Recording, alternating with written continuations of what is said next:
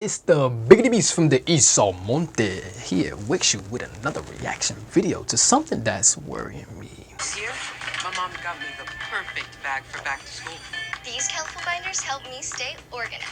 These headphones are just I know to pay attention to the background this time. These new sneakers are just what I needed for the new year. Oh shit. This jacket is a real must-have. My parents got me the skateboard I wanted. It's pretty cool. These scissors really come in handy in art class. Yeah, this is getting dark. These colored pencils too. Darker than the last joint I saw before. They can be a real lifesaver. I think they could have done without the blood. And I finally got my own phone to stay in touch with my mom.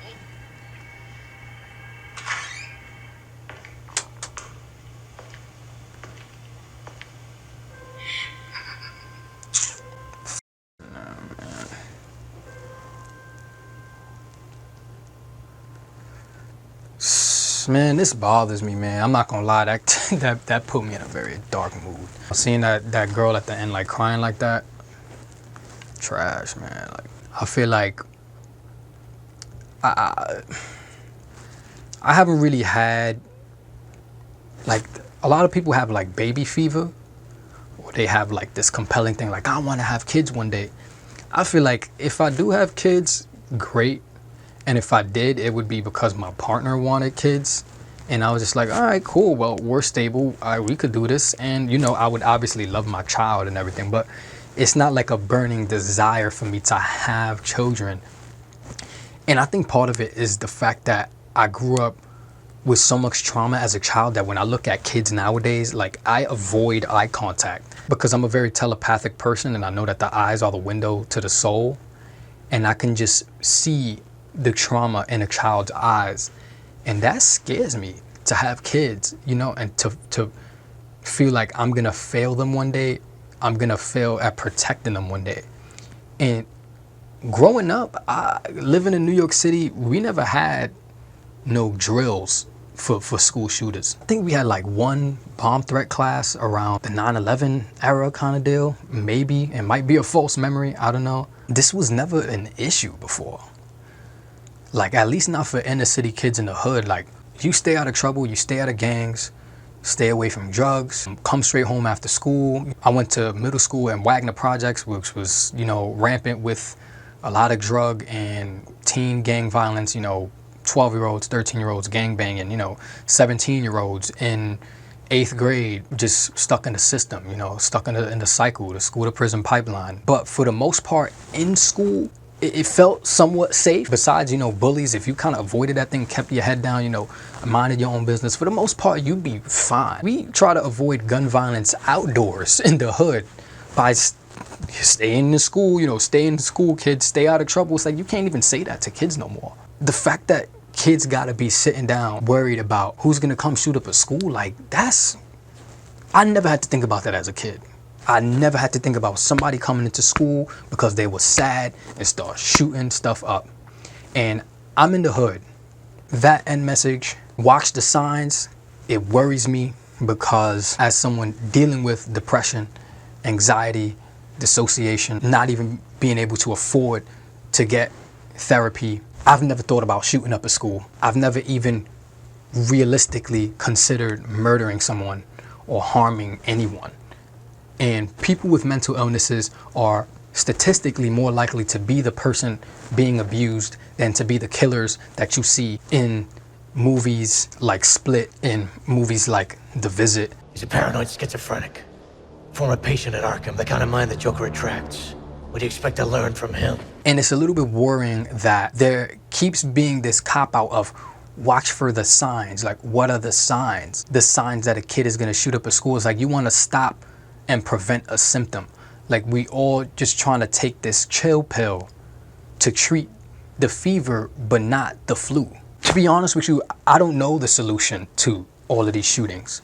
All I know is that that was never a problem for black kids in the hood in East Harlem, where there was rampant gun violence. Pretty much all of us dealing with PTSD from broken homes, homes that were broken into, abuse, both sexual, physical, emotional, coming to school, experiencing systemic racism from teachers that didn't really care about us much. And yeah, people commit suicide, but they would never think to take a bunch of innocent lives at school.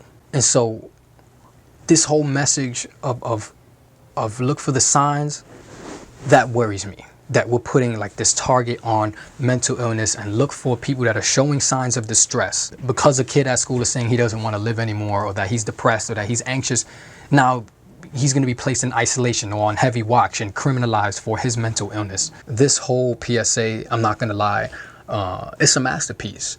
Without the caption at the end, the message would have still been delivered about the reality of where we are today. Maybe they just wanted to play on your emotions more so and not politicize it too much. But the fact of the matter is, a lot of these kids that are doing these shootings are with legally obtained rifles. I believe in the right to have your own guns, especially as a black person in the hood, where the Black Panthers were protecting our community for our revolutionary rights. I do believe that citizens deserve to have arms. But I think in general, there's just a lot of unnecessarily lethal force amongst all of us in America. Why are there cops walking around with M4 carbines in Times Square? Why do people need automatic rifles? You know, if you want to do it as a hobby and you want to shoot automatic guns at a gun range, then by all means go ahead. But I don't understand why automatic or semi-automatic rifles even are so easily and legally obtainable in the first place, especially down south where you could just buy a gun oftentimes with no questions asked. This was another PSA that I saw from Sandy Hook Promise. This was Evan, this was the first one that I saw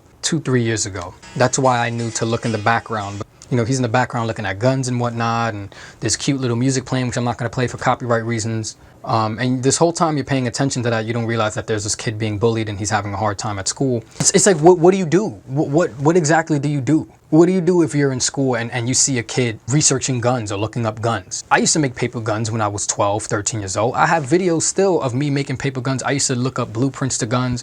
I had this fascination with weaponry. I was always into martial arts. Ironically, I love the art of war, but I don't like war itself. I like the art of fighting and self-defense, but I don't actually like the fighting itself. And so I couldn't imagine me being placed under a school suspension, being sent to the dean's office, and having to go to counseling once or twice a week in school just because I had this fascination with guns that was harmless. And yes, I was depressed at the time. Yes, I was anxious, but I was not thinking of killing anybody in school. Like, I didn't even think about those things. Like, okay, know the signs.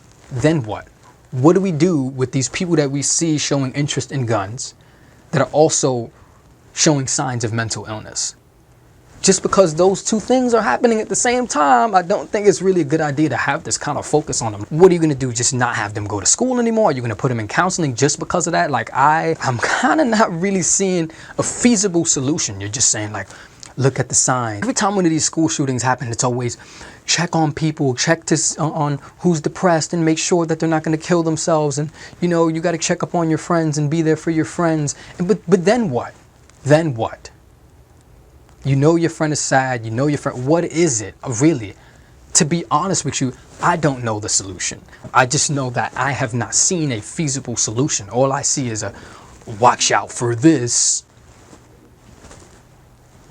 This is what's going to prevent people from shooting up schools. And it just doesn't really ring any bells with how this is helping. I mean, look, even Dave Chappelle said it in his partially problematic Netflix special, where he said that, okay, they're giving all these drills and classes on how to escape and how to hide from a school shooter, and it's like one of the kids getting the drill going to be the school shooter. So they see what's happening. So how is a drill exactly even, how do we really stop this problem?